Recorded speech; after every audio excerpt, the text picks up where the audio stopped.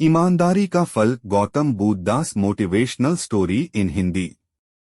आज आप सुनेंगे गौतम बुद्ध की एक ऐसी कहानी जिससे आपको ईमानदारी और सच्चाई के रास्ते पर रहने की मोटिवेशन मिलेगी। यह कहानी हमें और महात्मा बुद्ध के शिष्यों को एक महत्वपूर्ण सीख सिखाती है, जो सच्चाई और ईमानदारी की महत्वपूर्ण भूमिका को बयान करती है।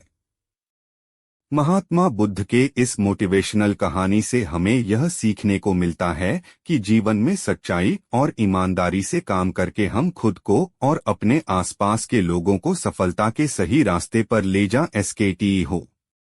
ईमानदारी का फल हमेशा मीठा होता है। एक बार की बात है, महात्मा बुद्ध अपने शिष्यों के साथ नगर भ्रमण पर निकलने वाले थे, पर इस बार बुद्ध जी ने कहा कि केवल कुछ शिष्य ही हमारे साथ इस यात्रा पर जा पाएंगे। इसके लिए हम कल बताएंगे कि क्या करना होगा। फिर सभी शिष्य अगली सुबह होने का इंतजार करने लगे। फिर सुबह होते ही सभी शिष्य महात्मा जी के समक्ष जा पहुंचे। तभी महात्मा जी ने कहा कि हम 3 महीने बाद यात्रा पर निकलेंगे। तभी एक शिष्य ने पूछा कि गुरु जी, आपके साथ यात्रा पर कौन जाएगा? इसके बारे में आपने बताया ही नहीं। तभी महात्मा जी बोले कि केवल एक ही शिष्य हमारे साथ इस यात्रा पर जाएगा। तो सभी शिष्य हैरानी से महात्मा जी के ओर देखने लगे। केवल एक ही शिष्य?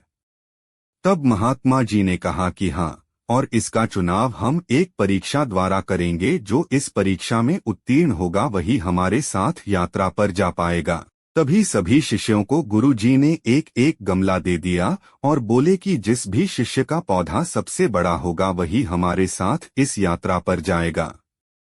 तभी सभी शिष्य अपने अपने गमले लेकर अपने अपने कक्ष में चले गए और सब अपनी तरह से अपने अपने गमले के बीजों को सींचने लगे। लगभग 2.5 महीना बीत चुका था। सभी शिष्यों के पौधे थोड़े थोड़े बढ़ने लगे, लेकिन उनमें से एक शिष्य का पौधा बिल्कुल भी नहीं बढ़ा। लेकिन फिर भी वह निराश नहीं हुआ और हर रोज की ही भांति अपने गमले के बीज को सींचता रहा, लेकिन कोई भी फर्क नहीं पड़ा।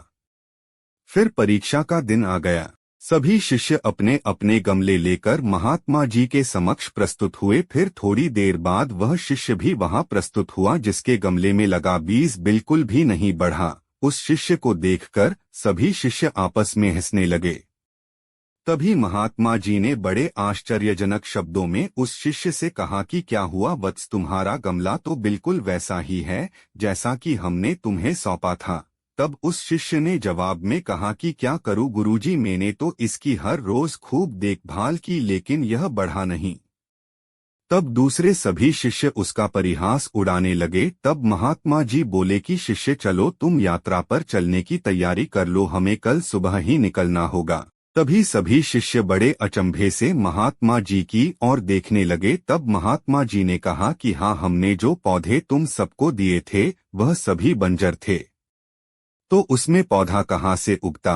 लेकिन तुम सब में से किसी ने भी सच्चाई और ईमानदारी से यह नहीं बताया कि इसमें पौधा नहीं उग पा रहा है, बल्कि यात्रा में जाने के लालच में सबने झूठ बोला। तब केवल इसी शिष्य ने ईमानदारी और सच्चाई का साथ दिया और यह कहने का साहस किया कि इस गमले से पौधा नहीं उग पा रहा है।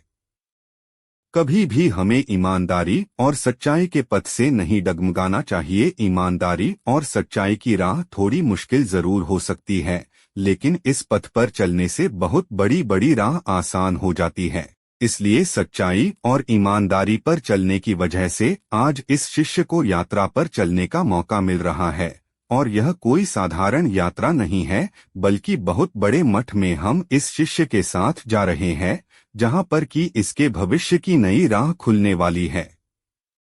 बुद्ध मोटिवेशनल कहानी का निष्कर्ष।